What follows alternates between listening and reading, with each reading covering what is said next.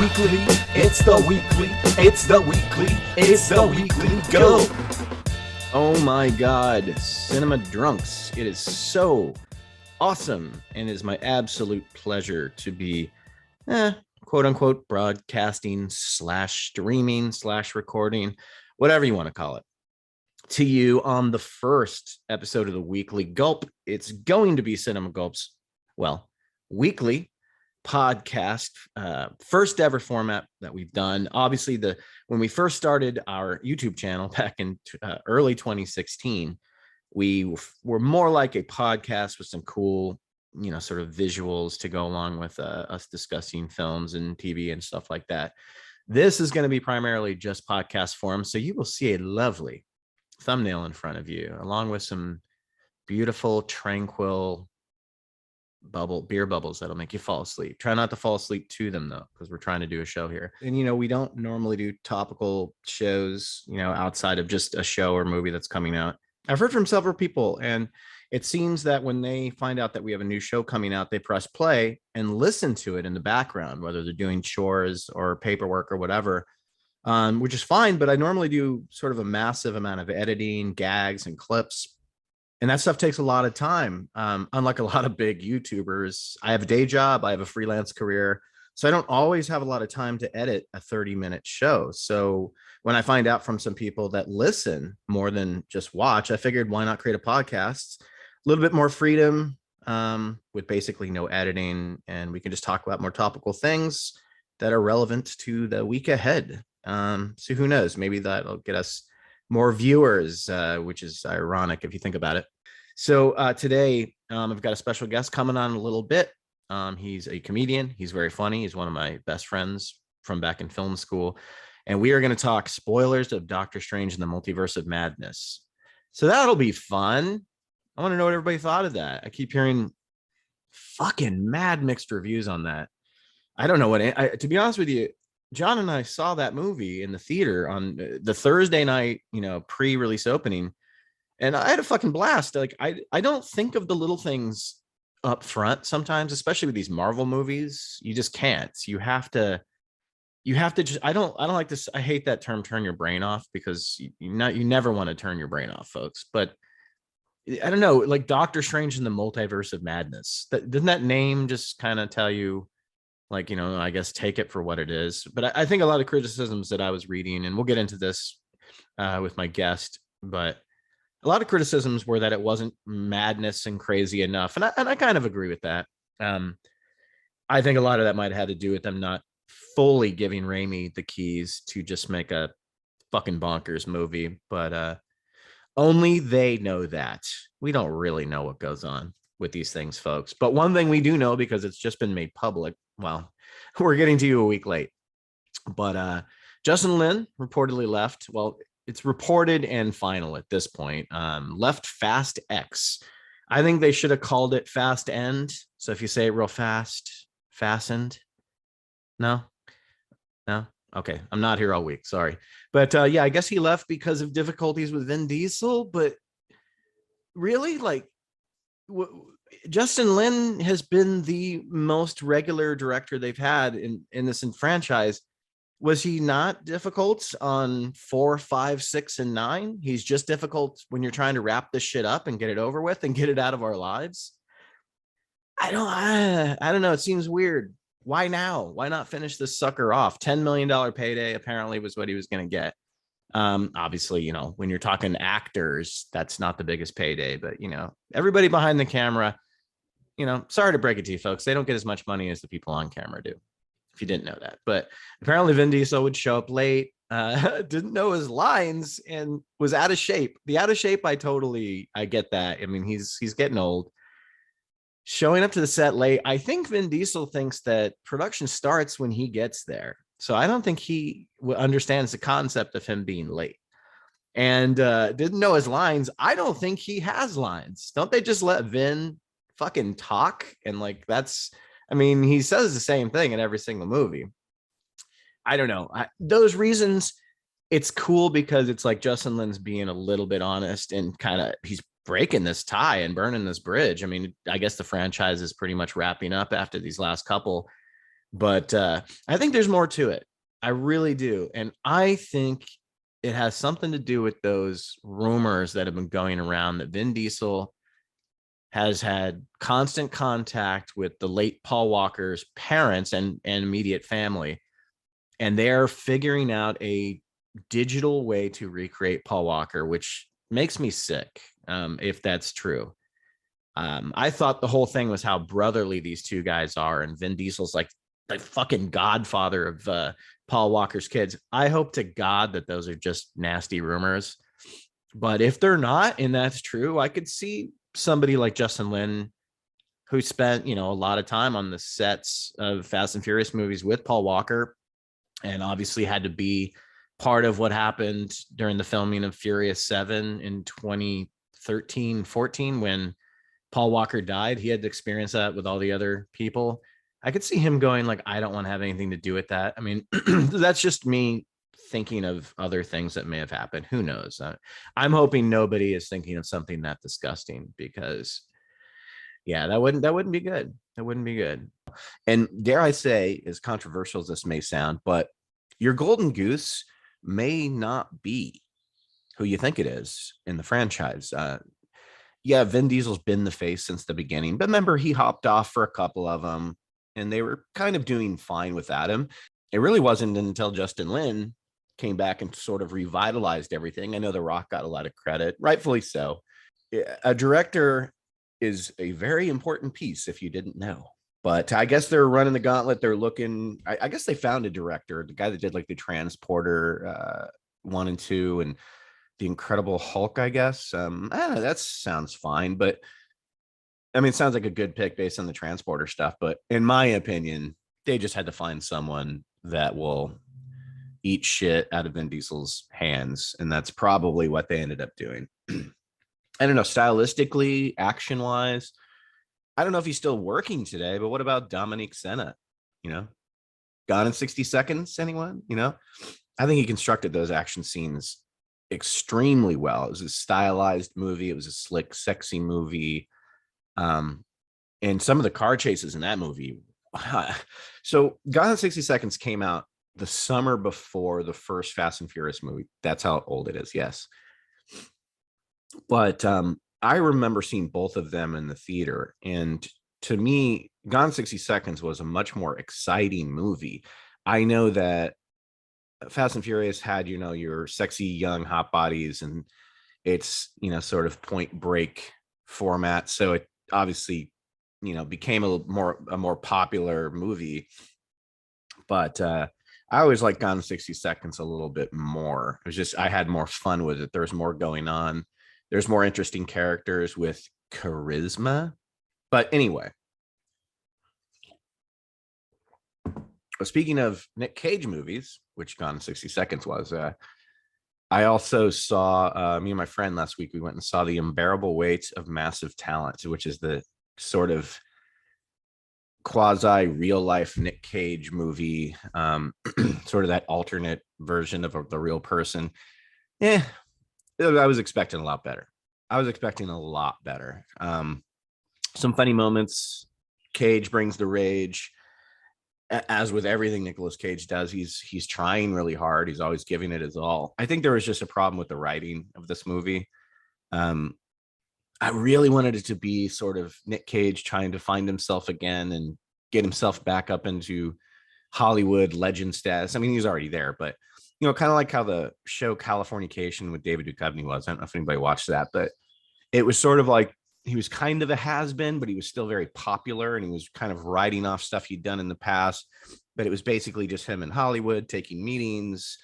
He was kind of an alcoholic. He liked drugs. He loved to party. He had sort of an estranged daughter. He had an ex-wife.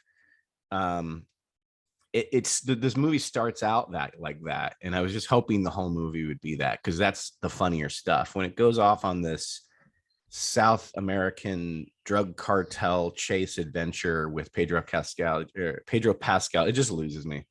Just totally loses me. Yeah, I don't know. It's just a weird movie. Misguided, missed opportunity. Could have been something fucking awesome, and it was just kind of, well, that happened. That's a movie. What else is going on? I just finished Ozarks. I finally finished it. Series finale. I gotta say, I've just loved this show. It's like the epitome of tension. Every episode is full of stupid decision making from people who are presented as people who think they're very smart. And sometimes they are, but for the most part, you as an audience member, us, we're just watching them going, no, you're never going to get out of this.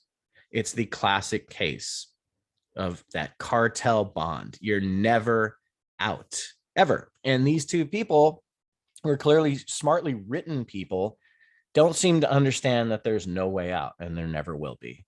And so I'm gonna spoil the final episode of the Ozark, of Ozark.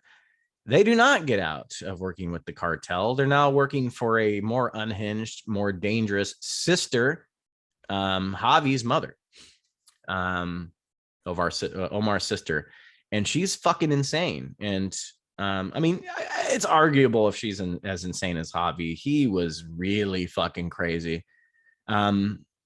But I gotta say, as much as I loved this show and I really loved this season, our big shocking death scene was the last person that I wanted to die.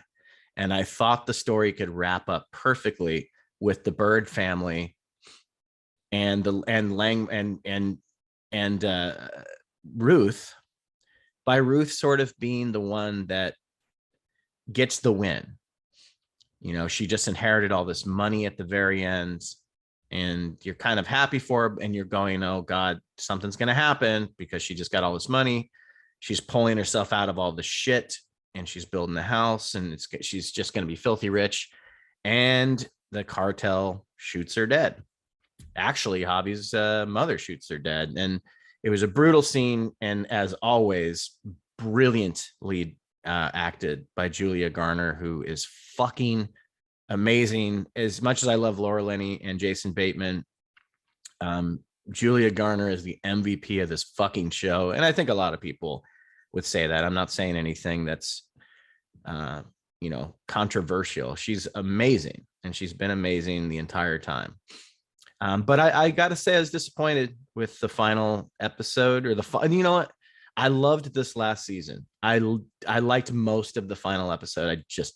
I didn't like the way it quasi wrapped itself up. A lot of these shows do that. They can't quite stick to that landing of just, and I know maybe some people are very satisfied with the ending, and it wasn't bad. It just was a little disappointing for me. I mean, there's bad endings, and then there's, Breaking Bad, great endings.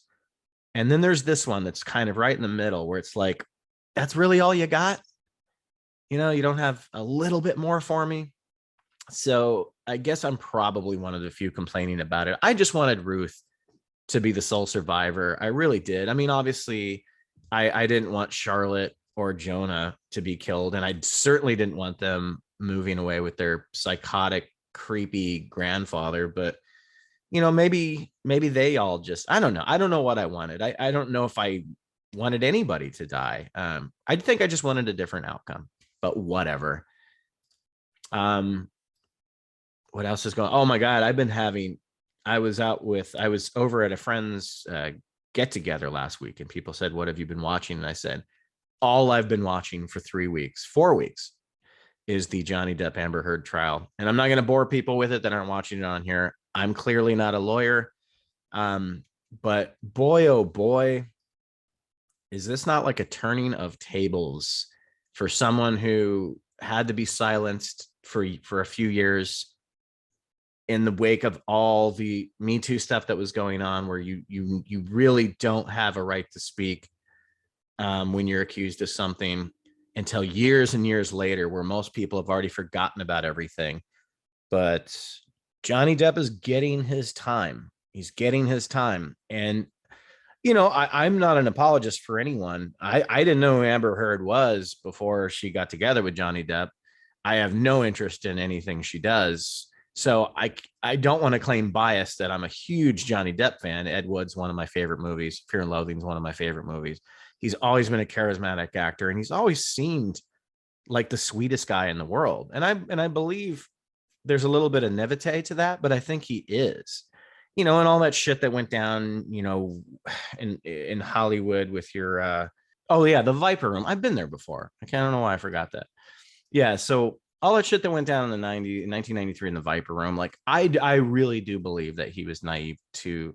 He doesn't seem like the kind of guy that was handling the ins and outs of what was going on with what was coming in and out of that club, or some of the crazy shit that happened there.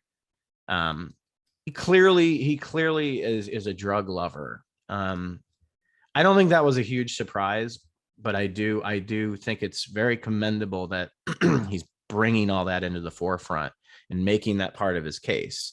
And he's getting that out there so that you can't use that against him. It's like, yes, this is what he does, but apparently he's just always been a very calm type of person when it comes to that stuff. And I don't know, for me, the more and more stuff I'm learning about this, the more I think it was a horrible relationship. They both have a lot of issues, but his are more inner demons, where she's just kind of fucking insane. And apparently she's beat up on other people before, like an ex-girlfriend of hers or a wife. I don't know. But I don't have much to say about it, but I've been fascinated by it. And I want the truth to come out. I want Johnny to get his career back if we find that his truth is the real truth, because I think he deserves it if that's the case. And she should be kicked right the fuck off of Aquaman or any other Warner Brothers or Disney thing, because he got kicked off of Pirates before he even got accused of anything. So fair is fair.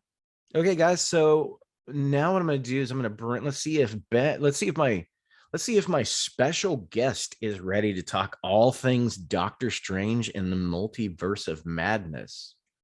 So let's welcome back to the Cinema Gulp channel, and the first time and the first guest have you on the Weekly Gulp. It's Ben Stockton, Chicago comedian. How you doing, Ben? Hey, I'm good. How are you doing, first Ben? I'm doing great, Ben, too. It's good to talk to you again. If you guys don't remember Ben, which you should, because he kicked ass, he came on the binge drinking episode of Peacemaker with us, and it was fun times for sure. Me, him, and Joanne. And I'm psyched to talk more comic book franchises, especially Doctor Strange. I've been a huge fan for years. Okay, dude. This is where, like, I told you my first reaction walking out of this movie. And then, after you sit on it for a little while, you can kind of, that's when a lot of people say that's when you can kind of nitpick things, but it's also when you can kind of reflect on things that maybe didn't work quite as well. But we're doing a spoiler discussion of Doctor Strange in Mom, I like to call it, MOM. But that's my biggest problem with Doctor Strange, is when he's in my mom.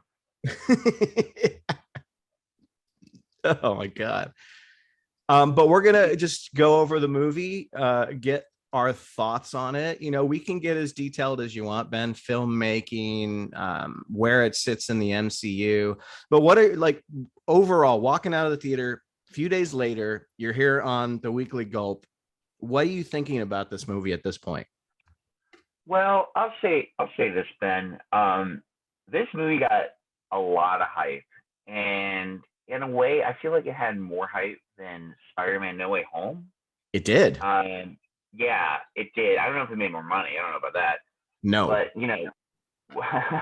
what not yet? Maybe, I don't know. We'll see. But I really enjoyed Spider-Man: No Way Home. I would say I loved it. I think it was a very good conclusion to the Tom. What's his name? Tom Holland. I think it was a good conclusion to the Tom Holland films, and I like Doctor Strange. So far, the MCU's multiverse thing's been working for me. So I found it interesting, though. Like, it's funny. This movie has things working for it, working against it. One, I don't know if you know, it's supposed to be released before the last Spider-Man movie. Yeah, it was. Yeah, they had to do a lot of reshoots. Yeah. Yeah, and that means rewriting. So, like, this whole movie called Multiverse of Madness is not actually our first introduction to the MCU multiverse, and that's fine. I can deal with it. This movie got so hyped, though. There were so many things people wanted to see, expected to see. Characters from franchises that technically have are owned by Disney but have not entered the MCU yet. And I think enough people were disappointed to not see certain things they wanted. There were a few things I wanted that didn't happen. But that being said, there are some other faults with the film. I think it's an excellent film. I think it's a very strong follow up to not only the first Doctor Strange film, but also WandaVision. And we'll get back to that later. But there's this space between WandaVision and Doctor Strange 2 where there's this character development that we don't see but makes complete sense after watching WandaVision. And it goes perfectly well into the new Doctor Strange. And Ben, I don't want to dive into it too quickly, but you know what I'm actually talking about, right? Yeah. Absolutely, of course. Yeah, say it. I'm not a big fan of off-screen character development personally, but are you talking about the Darkhold, right? Or are you talking about? I am specifically talking about how Wanda Maximoff, is the villain, Witch, is the villain, and I did not quite expect that from the trailers. I thought there might be a moment or two where something happened, dark magic, she loses her shit, they have to fight her. I will say they hit it very well, just how fucking evil and terrifying she is. But I had a sneaking suspicion that she was gonna have. I thought there'd be more of an introduction to her being a villain, and then because in a way she's sort of the MCU's Dark Phoenix without X-Men.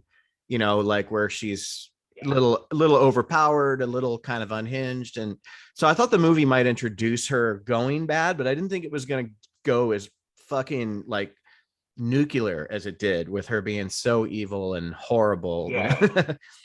Well, I won't not call her evil, but the way they write Scarlet Witch is mostly as a mentally ill person. She's pulling people apart and disintegrating people slowly. So whether that's mental illness or evil. Maybe evil is the right word. Maybe I spoke too soon. But you know what, Ben? People will kill to save their children. In her mind, that's what she's doing. Yeah, dude. But I mean, we can get deeper into it as it goes. But she's doing some fucking really slow death, evil stuff.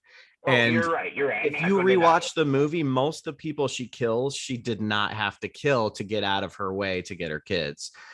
She does a lot of torturing in this movie where she could have just pinned people up to a wall or made them paralyzed, but instead she burns them alive or tears them into spaghetti. Well, and that's the Sam Raimi touch, my friend. I thought this movie was just perfect balance between a superhero movie that is also a Sam Raimi film that is supposed to skirt horror. Yeah, that was great. Yeah, and that's a good segue into what we really. I mean, let's talk about what we really, really loved about it. I was having Sam Raimi back. I was so giddy in the theater because it's been 9 years since his last movie. And let's face it, The Great and Powerful was fine. I mean, it made a lot of money. It looked beautiful, but it wasn't his best Raimi. It was a PG rated movie. It was almost him. What's that? Yeah. Well, it was almost him kind of going like trying to go like Tim Burton-ish sort of. I was actually kind of surprised that Tim Burton wasn't doing that movie. Well, I didn't see it. I didn't have a lot of interest in it, but that is definitely the vibe I got. I mean, especially after Tim Burton's done Alice in Wonderland. Yeah. But that being said, the last film I saw by Sam Raimi theaters was Drag Me to Hell. Dude, love that movie. Yeah, call his Wizard of Oz film a misstep, because I mean, from Drag Me to Hell of this, I mean, like, I can't think of Sam Raimi's entire filmography off the top of my head, but it's consistently good. And I think if he didn't knock it out of the park, then he made it to third base at least. It's a Yeah, really good movie. I honestly wouldn't even call Oz a misstep. It was actually, it was good. It was it was inoffensive. It wasn't a disaster. It was a well-made movie. It just wasn't a movie for me, but I went and saw it because it was Raimi. So he actually did a really good job. And I think it's his second highest grossing movie. So it did really well. But yeah, no, his filmography, dude. I mean, God, the Spider-Mans, the Evil Deads, one of his most underrated movies, A Simple Plan, which was so good. It felt like a Coen Brothers movie, you know? Yeah, he's prolific across the board. So I thought he was a perfect pick for Doctor Strange. I mean, absolutely perfect. If he's not going to do another Spider-Man, give him Doctor Strange. You know, I mean, and in that sense, everything they hired him for to me worked out good. My problem is he didn't write it, and I feel that that's where it kind of clashes a little bit with his style, his choices. And just kind of, I think what kind of leaves it hanging a little bit is some of the script details. But I mean, this is his first time working with John Matheson, the cinematographer, who did a lot of Ridley Scott stuff in the early 2000s. He did like Gladiator. He's a really, this movie looks fucking awesome. I mean, not just the CGI stuff, but just the shot selection is fucking gorgeous. Like almost every shot in this movie is so beautiful. I mean, it starts off I love the beginning of the film. You know, you start off and there's a different Doctor Strange trying to lead America to, you know, get out of this universe, to run away from this danger, which is a really, like, I think it's an interesting, cool looking scene. It's like 99% CGI. Yeah, it is. Then you get into, like, I don't know, is that New York Midtown? And they're at the wedding, and then the giant it's not Starro for legal reasons. But, no, it has a name. I can't remember what it is though. Well, you know, actually, if you give me a half a second, Ben, I wanted to bring up maybe some comic book stuff about the film. And I'm kind of wondering if they're going to do more of that stuff. But that creature is not a Doctor Strange original, but only based on a Doctor Strange original. Yeah, I heard they named it something. They named it something different for the movie, right? But it's kind of a similar. Yeah, it was Gargantos. And I don't remember the name of the combo character, but that is not his name. They changed it. You know what it is? If this is the villain for the whole movie, I think this is some kind of Suicide Squad ripoff. But regardless, the opening or the second scene with this creature and Doctor Strange and Wong is awesome. And I love seeing Wong and Doctor Strange work together, even though part of the thing that makes them fun is how they don't always agree, you know? Yeah.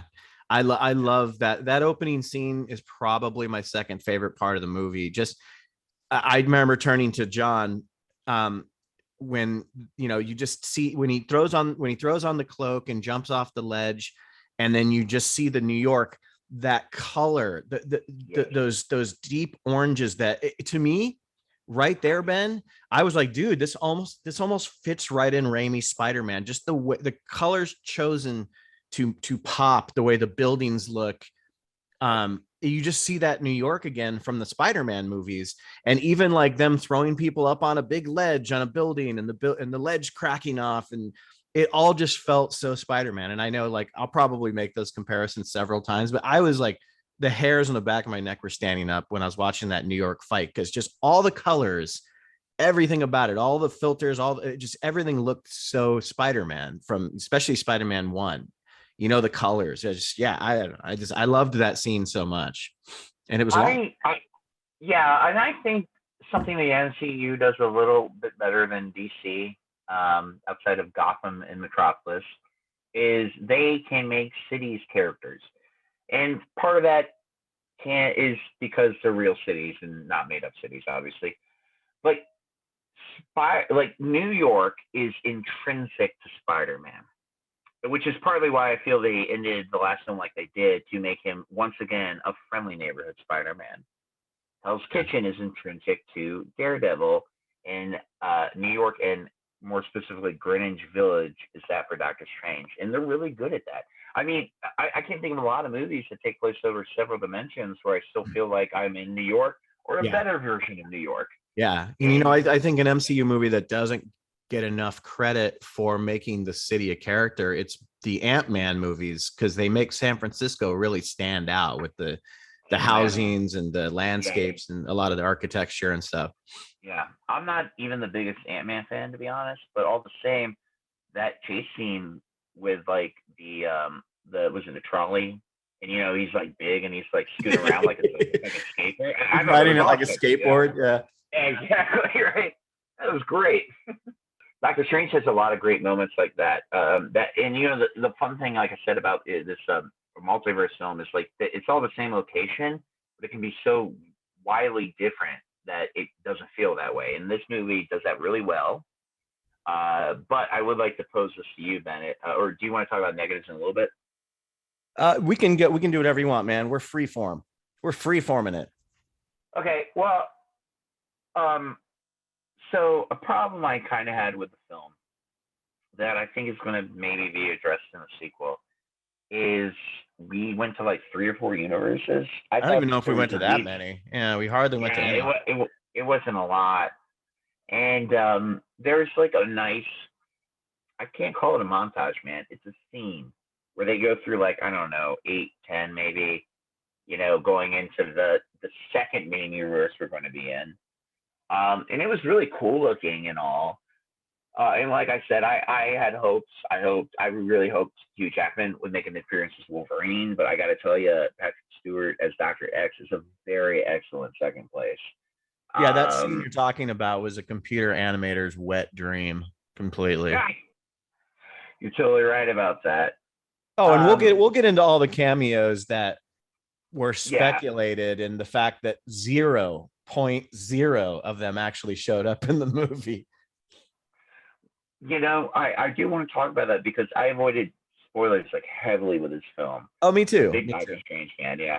But I only had, like, when I say Wolverines, because I thought about that.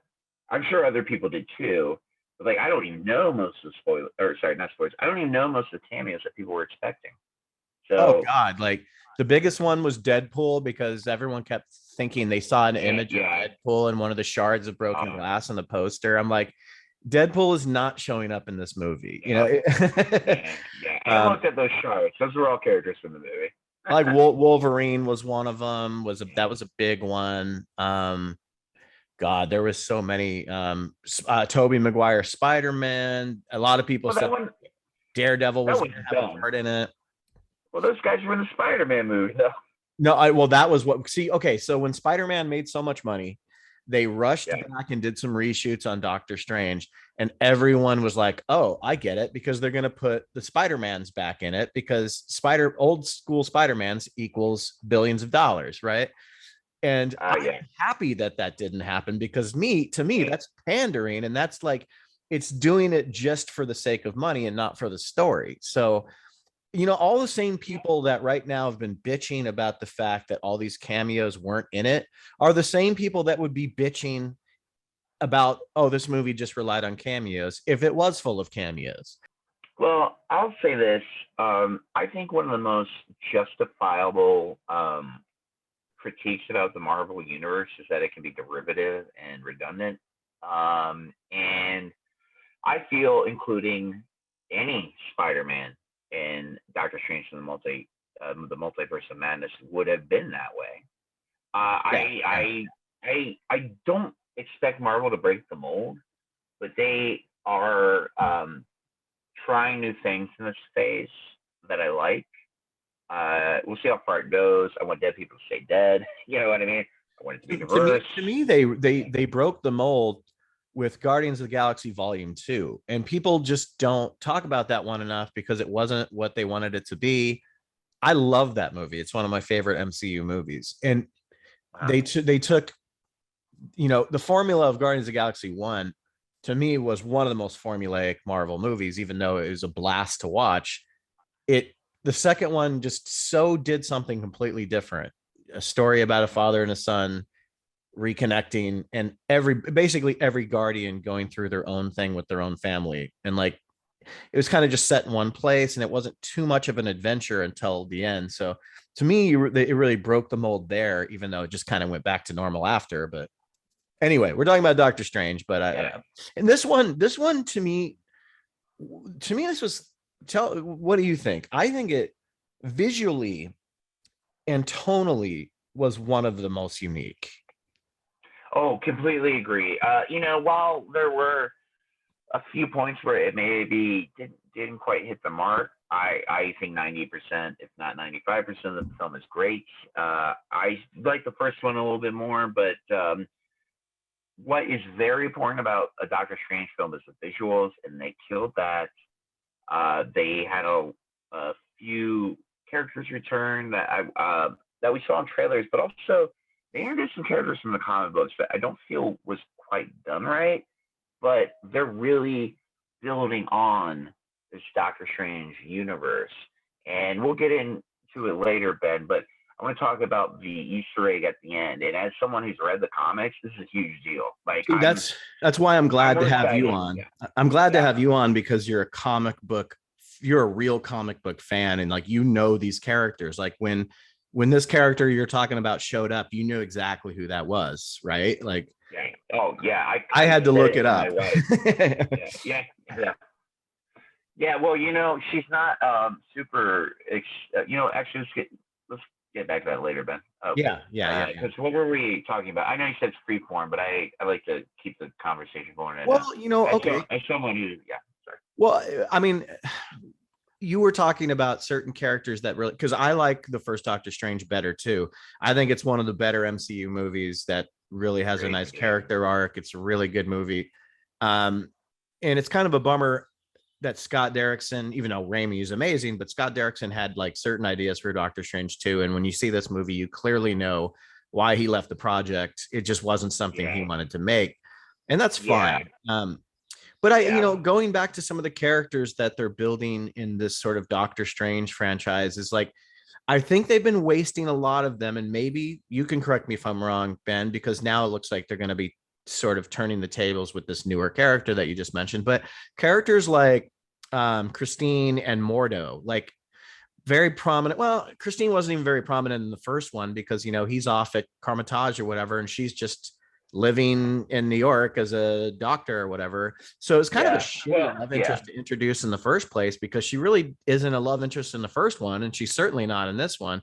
So it's kind of a weird thing to have like a female co-lead who kind of doesn't do anything. And then obviously Mordo, I got so many issues with them wasting him in this movie. But what do you think? I definitely agree about Mordo. The thing is, and we talked about this in other episodes, excuse me, specifically Peacemaker, where it's like you have all this story in a limited amount of time. And Doctor Strange too, I think was, I could be wrong, but about 2.5 hours long. I think it was about 2:15 or something like that. Okay, 2:15. So, and let's see, the first one is, I have it in front of me, 115 minutes. So that's slightly under 2 hours. The first one's a very tightly paced movie. Yeah. And it is, and it did the right thing with all this exposition and setting up this world. And I got to say, I really love the character of the Ancient One. And the Ancient One in the early comics is in the book for a long time. So we only did one movie with the Ancient One. I think that's fine. Okay. But in order to fit all this in, and this is, you don't like this because this is what's missing from Wanda's, change from WandaVision to Doctor Strange 2, is you have to kind of go off of a few assumptions and forget some things. Like I felt in Doctor Strange, it was established he and Rachel McAdams were love interests, that they had, not only were love interests, they had a relationship. There's a little history there. They love each other, even though they couldn't quite say it to each other. And the catalyst for Doctor Strange is him having that accident, breaking his hands. So I just don't feel you could fit too much in before that. But take this on to the second film, right? You have the change with Wanda. And while I agree, I like to have seen some of that in the film. I get why it didn't happen. Ben, I'm secretly hoping, let's talk pipe dreams here, a fucking prequel series that is that bridge between WandaVision and Doctor Strange 2. I mean, Disney could milk, you know, what's her name? Ashley Olsen? No, that was it. What's her name? Elizabeth Olsen. Okay. Mary Marvel Kay. could milk Mary her. Kay Olsen. Mary Yeah, Kay. yeah, exactly, right. Marvel could milk Elizabeth Olsen as Wanda a little bit longer. It's going to go like Captain America, where you're facing the character out. It's going to go like Hawkeye, like, and that's the thing. Like, you can keep these heroes forever in the comics. It's not quite as wise in the movies. And I think if they wanted a little bit more mileage out of her, I think audiences would love a series that explains her transition from the end of WandaVision to the beginning of Doctor Strange 2. I would love to see it. Probably won't happen, but but if you could forgive things like that and you can make mental jumps and you got to admit, if you're going to put a 3-hour comic book movie in there, hey, that's a risk, but go for it. I think it worked. She's a very popular character right now. So yeah. I would like to see what you're talking about. I never even thought about that. But because I mean, to me, it would be relevant, but I don't. Yeah, like you said, it won't happen because they don't. You got to move forwards at this point. If anything, Black Widow told us is don't look backwards, just keep moving forwards. This brings into my biggest problem with this movie. And it's exactly, I mean, you're on that topic, so I figured I'll just bring it up now. I watched WandaVision. I didn't care for it too much. I liked some of the style the first couple episodes brought, but I just thought it was kind of boring. But the way that show ended, and not even just that, her entire MCU history. And let me get this out because you're gonna want to just fucking chime in immediately when I start doing this. But okay, so she's looking. She now knows there's multiverses, and she can spacewalk or whatever it is, dreamwalk into versions of herself across the multiverse. And for some reason, she's trying to find a version of her kids that she knew for days at most. Okay, wait. Hold on. All right, you're right. You called it. So why is she not? Okay, so there's a lot of characters that needed to be in this movie that were not, but why was she not looking for Vision in an alternate universe, and B, looking for Pietro in an alternate universe? People she knew way better than the two kids. Like, she can go to all these other universes and explore through other versions of herself's body. Why is she not looking for her brother? Why is she not looking for the love of her life? That's the thing that drags this movie down for me. Anyway, now you can go. Well, I mean, why is she looking for her parents? I mean, yeah, but her parents aren't MCU characters, though. No, but they were in the fucking movie. That's what I'm saying. They were in the movies. They are part of this character's history. Ben, I'm going to say, I don't think enough people say this kind of shit. Look, man, movies can only be so long, and I actually think it's pretty commendable that movies are pushing 2.5 to 3 hours now. But why not? But why not instead, though? Like, you don't have to make it longer and add in this other stuff. Just change the story from her looking for her kids to looking for either her brother or Vision. To me, because if you say it's a good follow-up to WandaVision, why isn't she looking for the second lead in WandaVision, who's clearly probably alive in another universe? Okay, all right. Maybe to a lesser degree, Pietro. Okay, I'm running into this a little bit. And if you want to chime in, you can, but forgive me if I take a little while, okay? Now, Ben, you have never been a mother. Well, I have watched the film Junior starring Arnold Schwarzenegger more than any man in history. So I feel like I get it a little bit, okay? So while her kids were never actually real, but look at WandaVision. To her, they were real. In her mind, they were real. And when you're crazy and things are real, not only does it seem real, it becomes real when you have magical powers to make it that way. And when you can't quite make it that way, which she couldn't actually do in Earth 616, and please check me if that's the wrong number. I can't keep track of them all. Anyways, she couldn't make her kids real in the main MCU universe, so all she could do is find them somewhere else.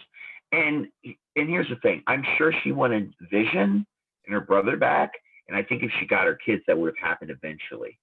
But her children are helpless children. She felt she needed to find them and save them. And I will also add, I feel that was a way better juxtaposition about her willing to do everything to save her children as she thought, as if she was the only Wanda that could be her mother.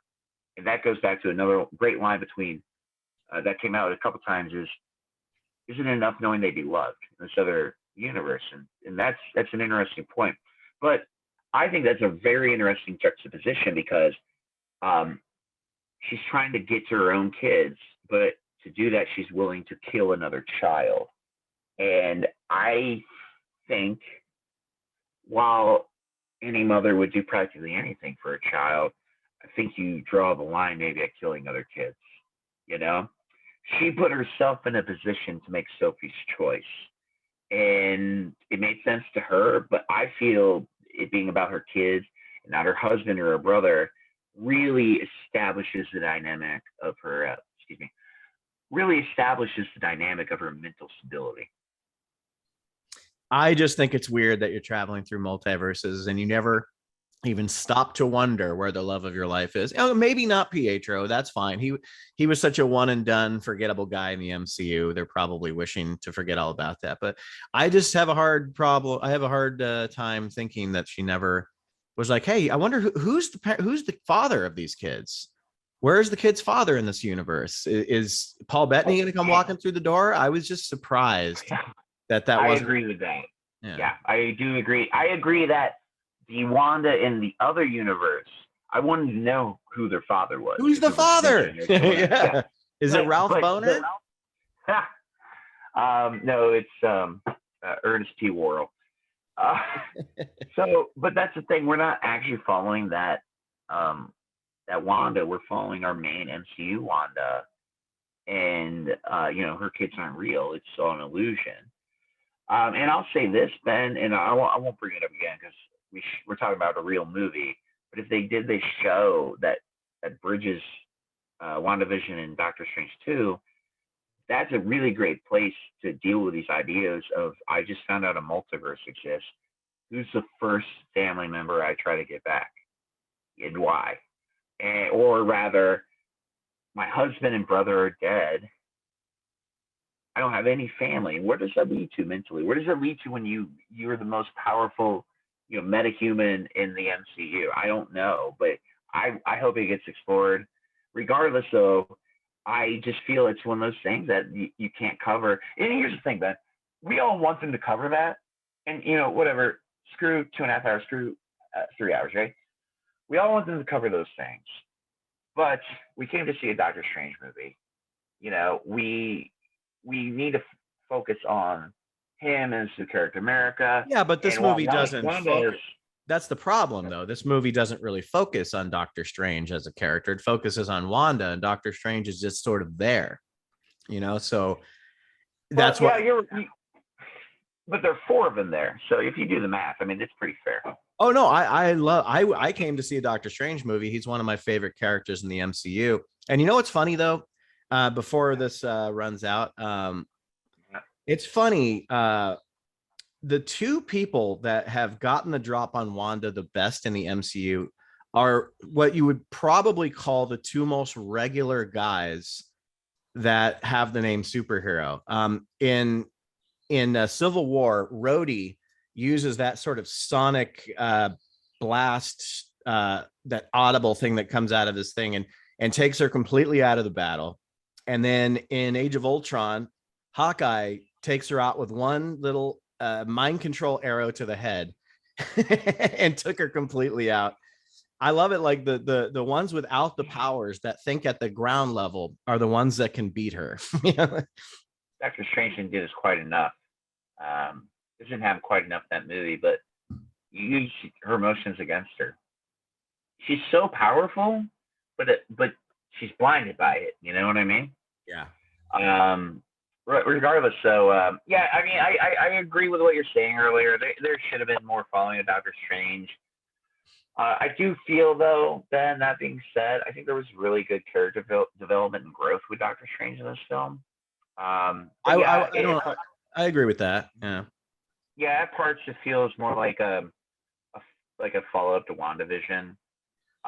Yeah, I didn't appreciate the hero of our movie being sidelined for the climax of the movie. Just even as much as I love, and we'll talk about one of my favorite scenes, which was multiple zombie deadite stranges creating a fucking cape, which was just so inventive and awesome.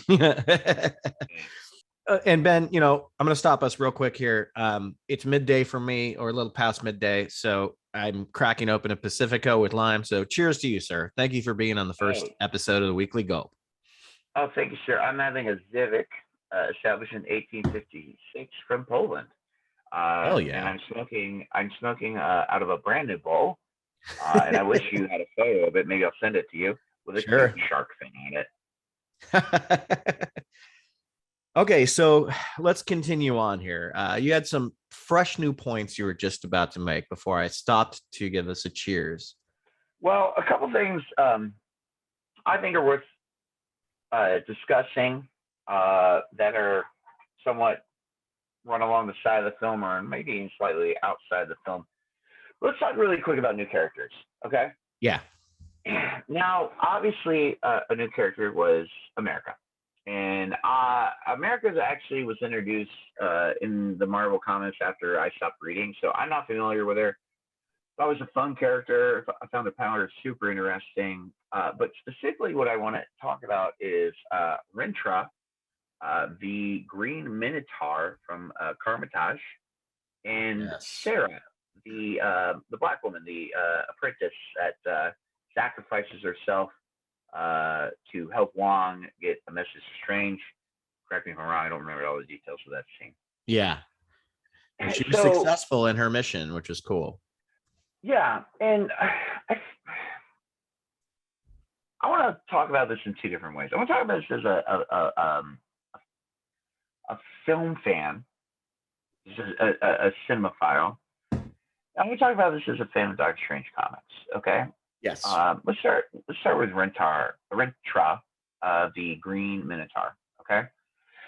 So he's there at Carmitage. He's clearly a featured, I don't know, extra or whatever. I don't know. Yeah, as far as the film goes, he's just in the background. Yeah.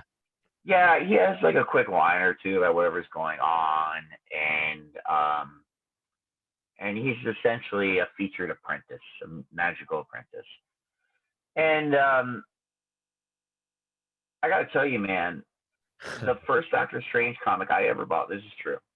The first Doctor Strange comic I ever bought had Rintra on the cover tackling Doctor Strange. And I was like, whoa, what is this Green Minotaur? I'm checking this out. It's true, man. It was my introduction to Doctor Strange. And then I come to find out he is actually not just an apprentice, he's one of Doctor Strange's apprentices, as in lives in the Sanctum Sanctorum, studies under Doctor Strange directly. He's a big character for a while in the comic books. And he's a really interesting character. He's not the smartest all the time. But I think he's a really interesting character. I think he was underutilized. I'd rather they didn't use him at all and save him for a different film or some kind of cameo. Yeah. And I'll say this too. He looks much more menacing in the comic. He looks like a joke in this movie. It looks goofy, right? they gave him those human eyes, and it's like they're trying to make a lovable cow, man. You know, it looks like a school mascot, like the San Clemente Minotaurs. The cow from Kung Pao, Enter the Tongue, is more of a badass than him in Doctor Strange 2. And that was a huge missed opportunity, man. The second character I want to talk about, and I had to look her name up because I couldn't quite remember it. I didn't catch it in the movie, but then I started to wonder if it was this character from the books. And it turns out the black one I mentioned, who seemed to be like Wong's closest apprentice, it turns out is Sarah. And what I don't think came across in that film, but is a good chunk of I believe the 90s comics is what I mostly read. Yeah. That's Wong's lover, man. Like straight up, like not just some girl he's interested in. They are together. They are committed to each other. And there's these moments between them, especially with her death, where there's clearly a connection there, but I don't feel it came across like they were, in love or anything like that. I did not know that until Yeah. you just said it. And now that you said it, I'm thinking to myself, how much stronger would that scene have been if they just established that they were together beforehand? Oh, I completely agree. And I'll talk about things where it's like, two oh, or you don't three have time. throwaway lines. That's all you needed. You didn't need to change much. A couple lines, Couple a couple lines, and she shows up with the first big squid eyeball monster with Wong. You're like, who's this? Why is she even there? Wong, you don't even need to give her action. Wong tells her to stay back for safety. She's in frame with oh God, I always forget her name. What's Strange's love interest name again? Christine. So she doesn't need to fight, right? Wong and Doctor Strange can still handle it, and she gets framed up with Christine. You put two and two together, it makes sense. You know what I mean? Well, and you can even just have a quick little peck kiss, like, hey, go hide, kiss, boom, done, If you want to be on the nose that much, I think that's good. I just feel they didn't do enough, even subtextually, to really suggest that they were together like that. Oh, and I don't think they were, because Wong didn't really seem to care that. I mean, he did because she was somebody, from the, from Carmitage, but it just didn't seem that important to him, as far as a love interest goes. Well, I felt that if anything, it was more of a master apprentice thing. Like maybe how Obi-Wan's heart was broken. You're saying it did not seem like he was giving it to her good, and then Scarlet Witch comes in and disrupts the whole fucking thing. Wong may know magic, but not in the bedroom. Ooh. I got a sling ring for you, baby. Yeah. Good call. And I feel the same way about you when it came to the Carmitage. Like every scene that was there, it kind of felt like those earlier 3 X-Men movies where there's all these characters that are probably from the comics, but they get so misrepresented or hardly represented at all, like in the film. Like, oh, I think that was probably Colossus, but he's just walking by. Oh, wait, is that Jubilee? Oh, it doesn't matter because she just walks across frame, Or even think about a character like Juggernaut in X-Men 3 versus Deadpool 2. I mean, I love Vinnie Jones, but they didn't quite do right by Juggernaut. And that Juggernaut, that whole movie was a fucking mess. Yeah, that whole movie's a mess, but I feel like they decided not to go CGI with Juggernaut just because Vinnie Jones could better deliver the line, "I'm the Juggernaut, bitch." And that's one of the better things about the newer movies is they don't quite rely as much on what is hot in the moment. I think. I don't know. No. Yeah. As a matter of fact, I think Doctor Strange 1, this film's predecessor, is one of the biggest offenders of trying to throw in a pop culture reference, but it was way too late. I think it's when he's calling Wong Beyonce. And that shit made my skin crawl. It was so cringe, man. Yeah, and I want to say this now for anybody listening. I did not illegally shoot the movie with my cell phone. I didn't take notes while I watched it. So I'm not saying there aren't bad pop culture references in there. I'm just saying it's not quite as offensive as some earlier Marvel and X-Men movies. No, not at all. I mean, X-Men 2 is one of my favorite comic book movies, and but it got dropped down a notch when they're in Cyclops' car and they turn the radio on and NSYNC's "Baby Bye Bye Bye" pops up. I'm like, no, you just took me out of the movie right there. That movie's from 2003, so that song was still relevant at the point, even though I think it was a couple years old by that point. Nonetheless, getting off topic. Sorry. Well, really quick though, I do think I'll just say this, Ben. Yeah. I think the new Doctor Strange is one of the better MCU movies in general. Okay. About both films, and I think it is just worth noting briefly how far the MCU has come, especially going into this new phase. I mean, with the multiverse, there's all sorts of possibilities. I haven't characters and stories. I haven't loved Phase 4. Yeah, I mean, Phase 4 got really fucked up because of the pandemic and stuff. So it's kind of hard to, the flow is missing, because of what happened. They wanted to roll out these shows and they were going to coincide with the films, but then, the pandemic fucked everything up. But in the midst of all that, you have these really good gems like Shang-Chi, which I just adored. I had so much fun with that movie. Another San Francisco based movie, you know, with lots of color, very expressive looking movie. Yeah. Oh, and they do a bus instead of a trolley, and oh man, dude, that scene is one awesome. of the best fight scenes. It's one of the best fight scenes I've ever seen, dude. Yeah. Yeah, it's incredible. But then you know, then you have your stinkers like Eternals and Black Widow, which weren't terrible, but they just were nothing. You know, they were just like whatever. Like I tend to be more of a ground level lover of MCU films, with the exception of Guardians and a couple of the Thor movies. But you know, I levitate towards the Winter Soldier. And if you ask me about the Disney Plus shows, I would say Hawkeye was my favorite, just because it's so street level. You know, I think that's an underrated one. I mean, I think that might be a top 3 for me as far as their shows go. But yeah, sorry, I know we're talking about Doctor Strange. No. But no. I mean, you brought up a good point about where we're at with the MCU. It's okay to stray off and talk about like, well, what has become of this last couple of years of the MCU. I would say movie wise, this has been my favorite of Phase 4, just because it was so much goddamn fun, despite having lots of, you know, logic plot holes and hey, how come this didn't happen? You can't make everybody happy. I get that. You know, the biggest positive I have for this movie, obviously Sam Raimi is amazing. And, you know, it was really kind of sad to hear that, because he's just, I mean, dude, in our lifetime, Ben, I know I'm older than you, but Sam Raimi's just been he was a huge influence on me, and I'm sure he was an influence on you, or still is. Same for me. And it's sad to hear that. It's sad to hear that when he was talking about Doctor Strange in an interview, he had said basically he didn't want to do it because he lost faith in himself as a director from the critical and audience backlash from Spider-Man 3. Dude, go back and watch Spider-Man 3. It is not that bad. It's really not that bad. Like for him to beat up on himself so much about a movie that, yeah, it wasn't as good as 1 or 2, but it's not that bad, you know. Like I just felt like, man, he's really hard on himself. And I guess his agent talked him into doing this. And you know, it's funny, he's a huge Doctor Strange lover, because Spider-Man 2, I guess, has that reference from Bleecker Street, which is where the Sanctum Sanctorum is.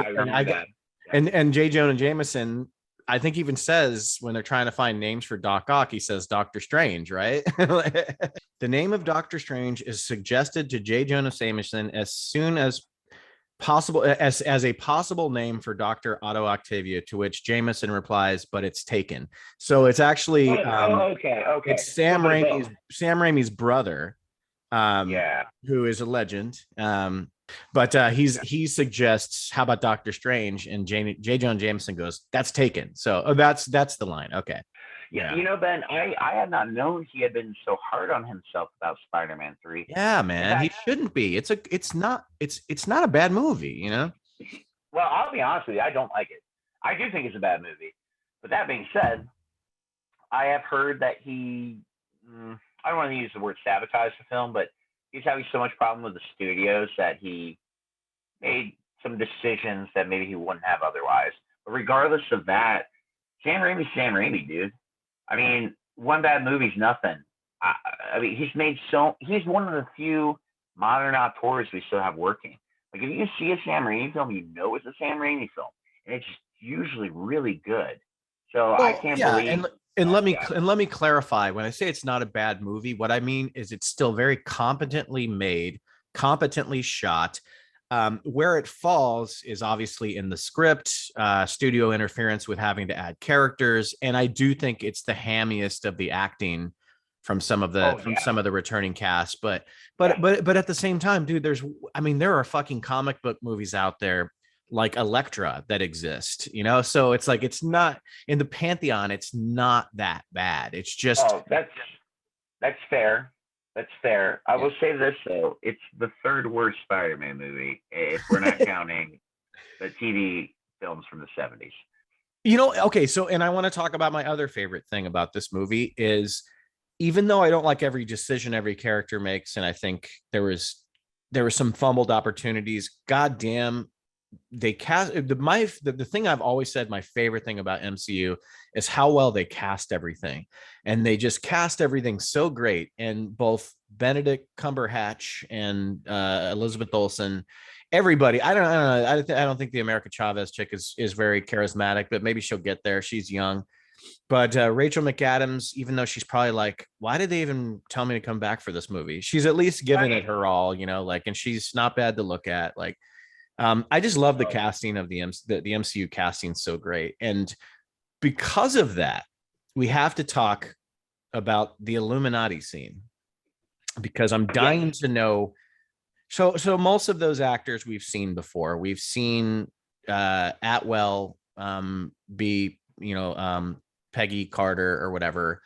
And we've seen the one chick from Captain Marvel play another bland character, just like she did in this. And then obviously we've seen Professor X be Professor X, Sir Patrick Stewart. So and then the Black Bolt guy, they actually brought back. So he's returning from that god awful show, The Eternal, or the Inhumans. So all these people we've seen before in one shape, one form or another, but we've never seen the Mr. Fantastic in the MCU. And I'm wondering what you think about that, because I know like a lot of people were advocating for Krasinski to like be the guy and direct the movie and have his wife be in it. I don't know. When I finally saw him in costume, I'm like, is he too old? I don't know. Oh, wow. Feel? You know, it's so funny you say that because he's the Reed Richards I've been wanting to see. Me too. But then I see it and I'm like, huh. Well, but what I mean by that is not just him, the actor, although I don't feel this film's enough to sway me one way or the other. Me neither. He hardly has anything to do. Yeah. Yeah. I think he could be good. But regardless, we haven't seen a Reed Richards who like basically just think of his powers, or it's like a year or two later after getting his powers, if you count like Silver Surfer and all that, right? Yeah. And just so we're clear on this, I'm going back to the Kubrick film, not Kubrick. God damn it! Or you're talking about the Corman film? Corman film. Thank you. Yeah. All right, let's take that back a little bit. And just to be clear, I'm talking about going back to the Corman film, dude. This is the 5th appearance of a live action Reed Richards, and I'm just glad it's different from the other 4 that are the exact same thing, essentially. Yeah, for sure. There's always this kind of, I've always really, and I think I'm maybe the only person that's ever thought this. I doubt it, but I've always wanted to, because, you know, Reed Richards is the smartest man in the world, and he's also a big dork. He's not a hunky, brooding guy. Not that that's what Krasinski is, but I've always thought that Joseph Gordon-Levitt would make a really good Reed Richards, because you put a pair of glasses on him and he becomes a dork right off the bat, you know, like, and he's played dorky guys. I think he would be fantastic. Fantastic. Yeah, I think he would be good too, but then, and he's at that good age too, you know. Well, but he looks so young. I mean, he does, like, but he's like my age, dude. Yeah, but that's what I'm saying. I feel like a guy that looks like him plays the Mr. Fantastic that is new to his powers or just got them. I don't know. I believe John Krasinski's been Mr. Fantastic for, I mean, honestly, he probably has little Ben around. And if you get that reference, you definitely read the comics. What I'm saying is going forward with Reed's family, specifically his and Sue's kid. Yeah. I mean, I think that wields so much more possibility than like what will essentially be almost another origin story. And that's something I really love about comic movies now, Ben. Sorry, I'm just going to say that really quick. Is that we all know where these fuckers came from. Why don't we see what they do after they've been around for a while? Yeah, but unfortunately with the MCU, they haven't established the Fantastic Four yet. So it kind of sucks, dude. But unless you bring them in from an alternate timeline, which would be a big mess up, you know, then you kind of have to get them going from the beginning, because otherwise you'd be like those typical questions. Why weren't they there helping? You know, blah, blah, blah. So it kind of sucks, but you have to kind of do that, you know? Damn, Ben, I think, you know what, bro? I think I gleaned something from the film I think you missed, man. They are going to they're going to make a giant incursion event that will create a new universe with the MCU. I know. Yeah, so I don't think they do. Crisis on Infinite Earth did that in the CW shows, where they're like, fuck, this is getting so convoluted and we keep having them cross over. So they did the Crisis on Infinite Earth, and they turned all the CW shows into one Earth. And I was like, what a fucking cop out. But I guess what else are you gonna do, right? Like, how do you bring in mutants? How do you bring in Fantastic Four? You know, how do you bring in stalkers, Ben? How do you bring the stalkers into the MCU? God damn it! I'm more curious about that classic Marvel Comics book called Ren and Stimpy. How do you bring Ren and Stimpy into this? Well, dude, I mean, we got to get Howard the Duck in there at some point where it's just like it's normal. Well, Howard the Duck is Howard's been in, remember? Yeah, I know, but I want to see him. Yeah, he's actually in our universe too. So yeah. No, I mean, I guess all my Mr. Fantastic thoughts aside, I loved the Illuminati scene when I saw it because I was like, okay, Raimi's just fucking with us. He's introducing all these great, powerful people and just having them die immediately. But again, that crushes the apologetic argument that people have for Wanda because she murders these people when she didn't have to. And it also kind of, if say they use John Krasinski moving forward when they do introduce Fantastic Four again, don't you feel that he's, for lack of a better word, been cucked at this point where it's like we've seen an alternate version of him as his introduction into the MCU get killed like a bitch instantaneously. So now, yeah. Well, it's Scarlet Witch, so give the guy a little credit. No, I give him credit, but it's like if that's how you're introducing your actor in this role moving forward, there's always going to be that caveat that we've seen him die, in a goofy way. I don't know. It might disrupt a little bit of, how people perceive him as a character. I'm not saying me, I'm not a comic book guy like you, but I've read Fantastic Four. I know Reed Richards. I know a lot of the lore and a lot of the stories. So I would see it and it'd be totally welcoming, but it just seems like they kind of planted that in people's head. Well, I've seen this guy die already. I don't know. Well, actually, I think that's one of the funner things. And I don't want to see them do this in every multiverse film, but I thought it was fun watching characters like that die. I did too. Don't get me wrong. I did too. Yeah, it was fun. It was the Black Bolt death was the best. It was great. It was great, dude. So something I think that has been very clear so far is that 616 is the prime universe. It's the best universe. A couple cases in point, right? Case in point, our Doctor Strange, main MCU Doctor Strange, was the only one that didn't take America's powers and kind of encourage her. Like, even if she couldn't use them like all the time, he's like, you weren't. You know what I mean? Like, it became kind of a pro, and I said this when I watched the film with my wife, it's almost like they're establishing like a little bit of a protege thing, like Tony and Spider-Man. And I do think, and I don't know if Marvel said this, I think Doctor Strange is going to be the new Iron Man of this phase. Absolutely. Right? Absolutely. Yeah. So it makes sense why we meet, I think, three other Doctor Strange. No, we meet three other Doctor Stranges. Yeah, one is already dead.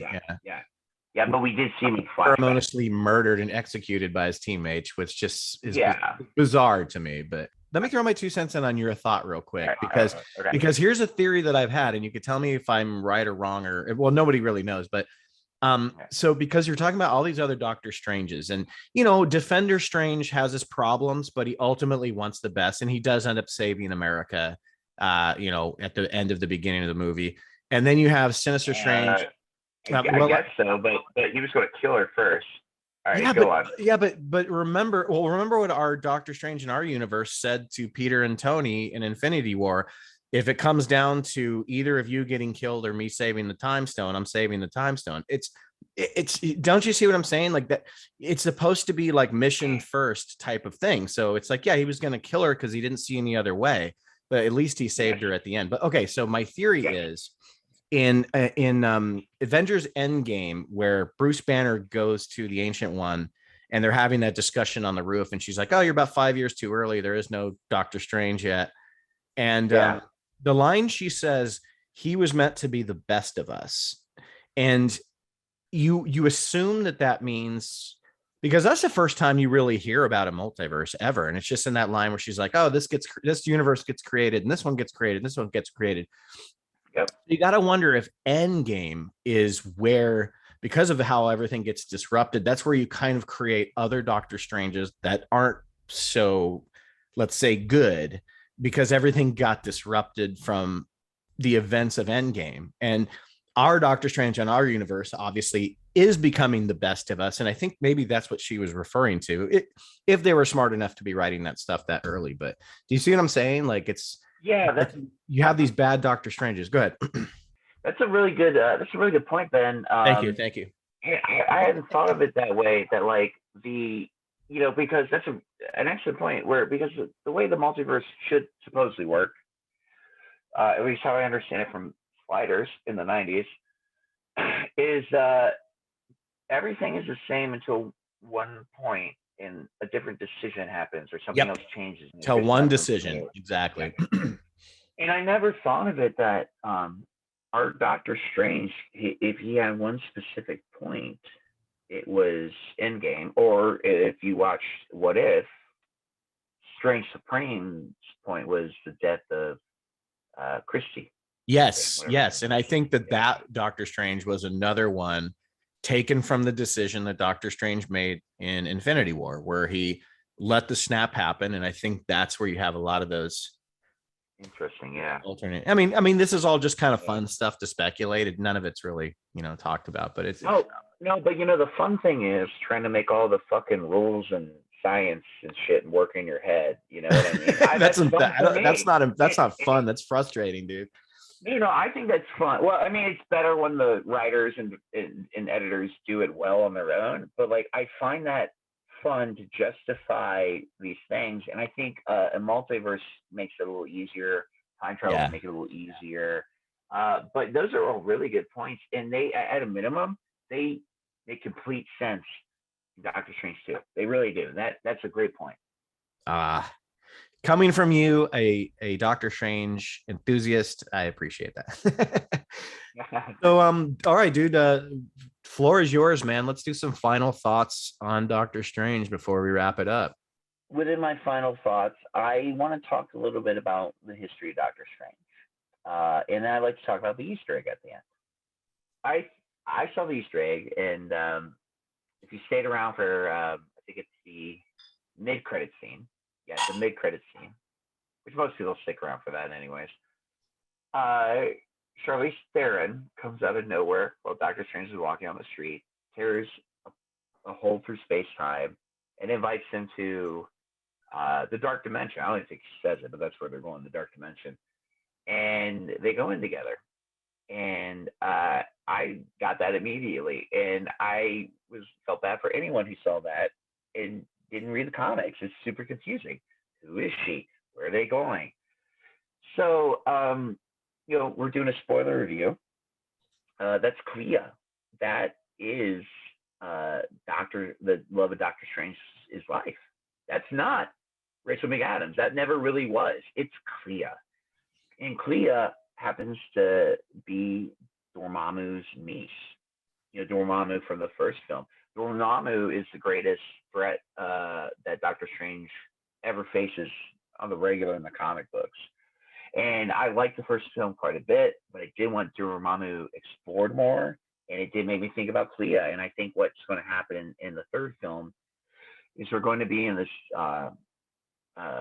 this other dimension that is like madness and chaos, and it just like the first two, it's going to be visually awesome. Because Dormammu is not dead, right? He's just stuck in a time loop. Remember? Well, no, he's not stuck in a time loop. They made a deal to end the time loop. Oh, that's right. That's right. Yeah. So I don't really know. I mean, Dormammu wants to rule every universe eventually if he can. So even following Clea doesn't know he's bringing the fight to Dormammu. But I think it's gonna be awesome, man. I think it's gonna be awesome, and I think it'll be a good possibility for them to bring 616 Mordo back in, because I like seeing Mordo in the movie again, but I want it to be our Mordo.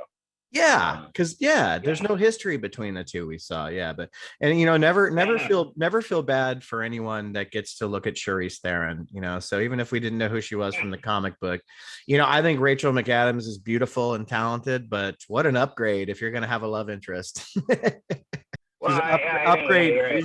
visually. Yeah. It's probably a little bit better of an actress. I mean, and one of the most beautiful women in the world. It's like, fuck yeah, dude. I can't wait for more Clea. It will really be nice to see him have another character he can do action off of.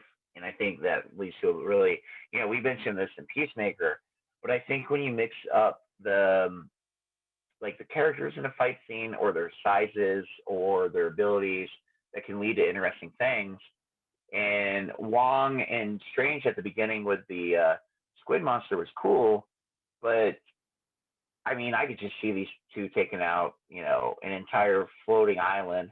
That'll make sense when you see the movie of, giant creatures together, and it's going to be great. Yeah, I just don't. I don't want them to kill her off after the first time we see her in a movie. Like, I want her to be a big character. I don't want it to be a thing where they fall in love and then at the end she dies and he has to get all crazy. I really hope that doesn't happen. And it probably won't. It probably won't. You have Charlize Theron in the MCU now. They are not going to do that, but So we just got a few minutes left, but I want to ask you a quick question, if you can think of it.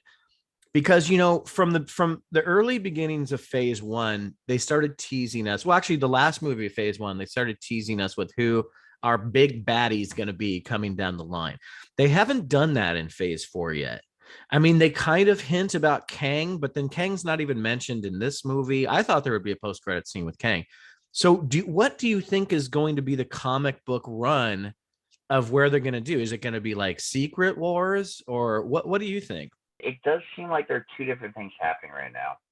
And it's a multiverse time travel thing, or at least multiverse thing, and Secret Wars, which was more featured in Spider-Man No Way Home. I was going to say, they started doing all this Skrull stuff, and then they just kind of stopped with the Skrulls. Yeah.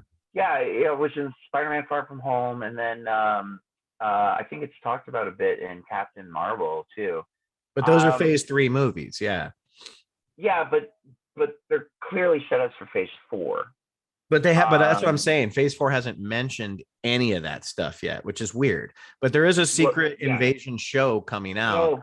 I actually didn't know that. So maybe that's more of a thing for the show. But I would say perhaps Marvel has decided the only way to up themselves from doing one giant comic storyline as a movie is to do two and make them merge.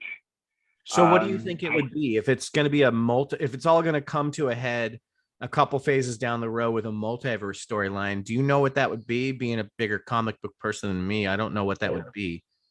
Man, I am actually really happy that I don't know that. Because Good. The MCU is just now getting to I don't read anymore. Like, I don't read comics anymore. I stopped sometime after Civil War. That was the last really big summer comic event I read. Such a great book. It's good. All of them. I have a ton of them still, and I thought the film Captain America 2 was pretty good, but like, we're getting to a part where I'm not familiar with these things. I've never even heard of America before this movie. No, I wasn't that. To me, it was more of a plot device than a character, but Well, but she's still a character in the comics, and I think she has a fan base, is my understanding. Oh, I'm sure she does. It's just not me. Well, good things to come. This was a fun movie. I got my problems with it after stewing on it for a few days, but I love having Raimi in this world. I want more of that. Ben, I love talking comic book movies with you because you're such a smart guy when it comes to comics. So I thank you so much for taking the time today and coming on and talking comics. And dude, you're the first guest on the Weekly Gulp because it's the first episode. So you are now a legend. Hey, I am honored, Ben. Thank you. And I'm always happy to come on, especially talk Doctor Strange. Well, there you have it, drunkards. That was it for this week of the Weekly Gulp. I want to thank Ben Stockton, Chicago comedian. Go to his Facebook page to watch him work.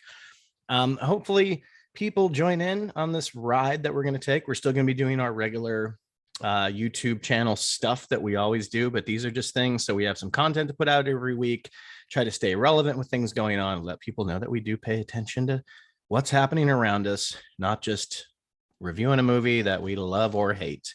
Anyway, everyone, I want to thank you guys so much. Please check out Twitter, Facebook, Instagram. Stay tuned for more stuff we have coming up. And until next time, everyone, we drink your cinema.